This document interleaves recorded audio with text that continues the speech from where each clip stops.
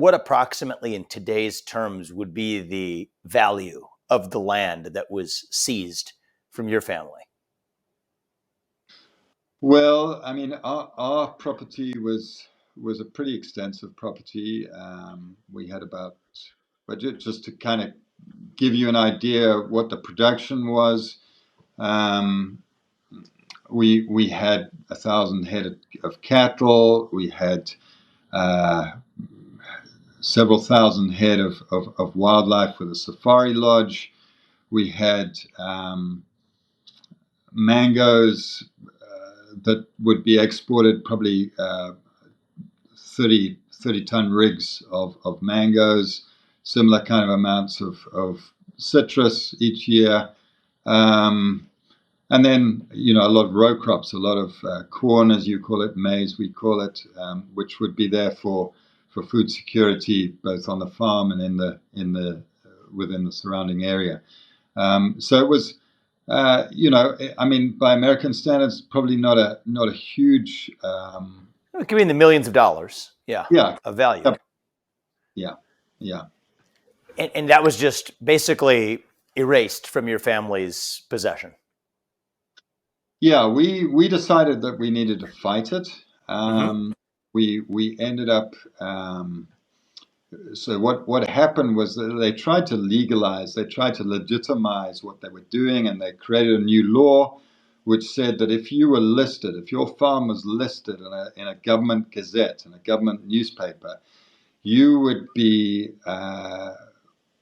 you would then have your everything taken from you, and if you were still in your home after three months after this listing had taken place, you would be a criminal. So you'd be a criminal not only for living in your home, but you would be a criminal for committing the crime of farming your own land and producing crops and a land that was starving by then.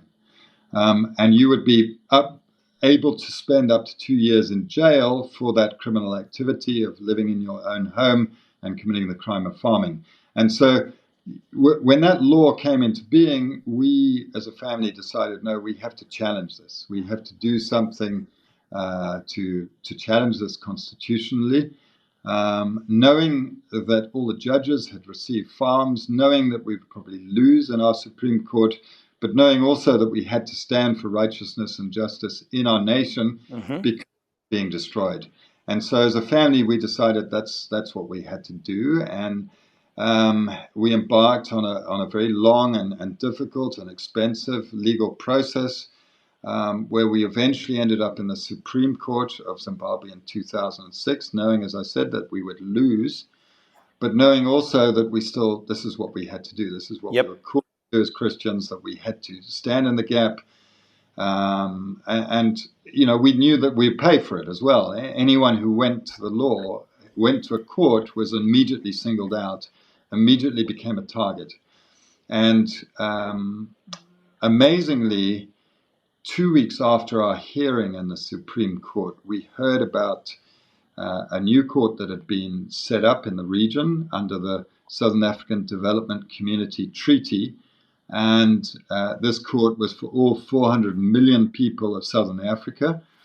And we were able to approach that court, knowing that we would lose in the Supreme Court, but knowing that we had exhausted all our domestic remedies, and approached that court, and which we did. And 2 weeks before our main hearing in that court, so we were given interim relief as soon as we approached the court. They said, they can't arrest you.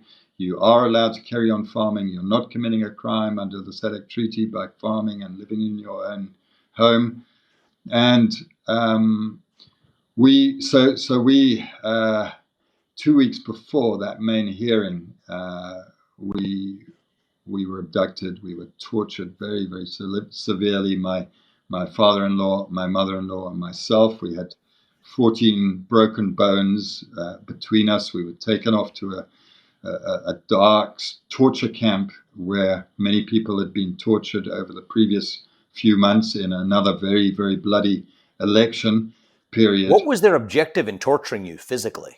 What did they think they were going to get out of this? To stop your fight in court? They got my mother-in-law to sign a bit of paper that we would not continue in the SADC tribunal. We would not continue in this regional court. But of course, my father-in-law was unconscious most of the time at that point. I also had a fractured skull by that stage. They had been beating me over the head with rifle butts. And so they got my mother-in-law, who had a badly broken arm and was beaten all over her head, and they'd taken a fire and put it in her mouth. They got her to sign a bit of paper to say that we would not carry on in the court. But of course, they never produced that. And 2 weeks later, in a wheelchair, I was able to be in the court in Namibia, in the SADC tribunal. My parents-in-law were not. They were still in the hospital. But I was able to be there and able to eventually, on the 28th of November that year, 2008, be part of hearing the judgment, which was a very favorable judgment, which said that we were allowed to stay on our farm, that what the Zimbabwe government was doing was against international law, against the SADC treaty, that they could not carry on. And so that was a tremendous judgment on the 28th of November 2008.